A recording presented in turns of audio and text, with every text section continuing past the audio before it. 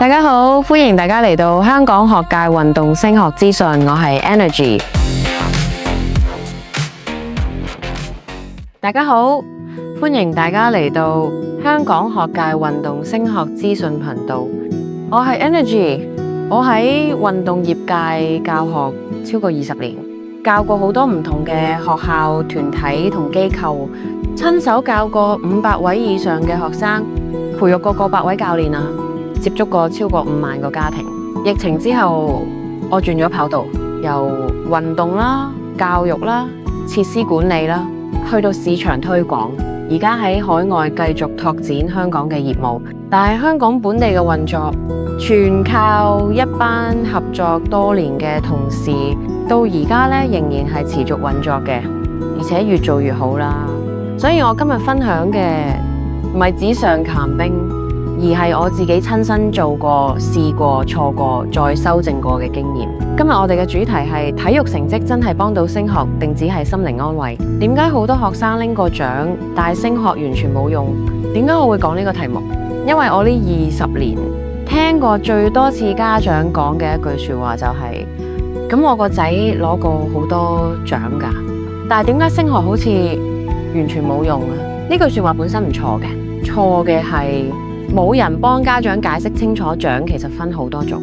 第一個原因好現實，學校根本睇唔到你攞嘅獎，好多家長會以為有證書呢就學校一定會睇嘅，但係實際情況係學校會先睇3樣嘢。邊個主辦啊？有冇公開平台啊？有冇過往學界升學記錄嘅？坊間有啲比賽，你交條 video 甚至交錢就有證書。你估小學、中學甚至大學嘅老師真係唔知道呢啲分別？佢哋其實一眼就分得出。第二個原因係最多家長忽略嘅，升學咧從來唔係睇一次性爆發嘅，而係睇延續性。我成日問家長一條問題啊：如果你小朋友而家拎呢個獎，3年後佢仲可唔可以喺同一個項目入圍？譬如幼稚園拎個田徑第3名，聽落好威，但你一定要再問，小學4年級丙組第一次落場，實際要跑到幾多秒？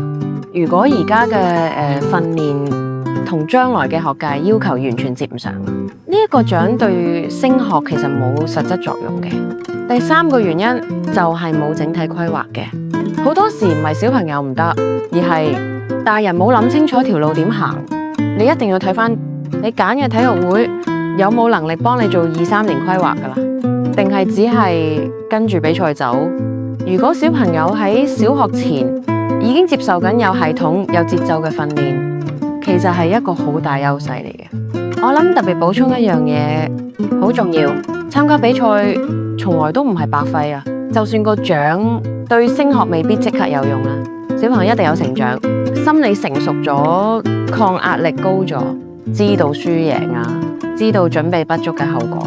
但係前提係家長要清楚，要小朋友係為乜而比賽。到真正面試嘅時候，學校唔係淨係睇證書，佢會問你玩過咩運動，點解揀呢個項目啊？你將來想做到咩成績？如果小朋友自己講得出方向，講得出目標，成個印象會完全唔同啦。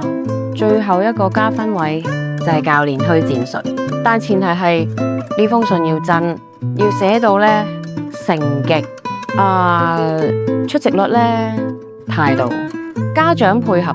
我親手寫過嘅推薦信，成功入學嘅例子真係多到數唔晒啊！咁所以總結一句，問題唔係攞獎冇用，而係用錯方式去攞獎。如果你唔想因為錯誤比賽、錯誤定位、錯誤期望咁樣而嘥咗小朋友最重要嘅成長時間，歡迎留言問我。如果你覺得呢啲內容有機會幫到身邊嘅家長或者朋友啦，不妨讚好、訂閱同埋分享俾佢哋。希望我行過嘅路可以幫你哋行得輕鬆啲。歡迎大家嚟到香港學界運動升學資訊頻道，我係 Energy。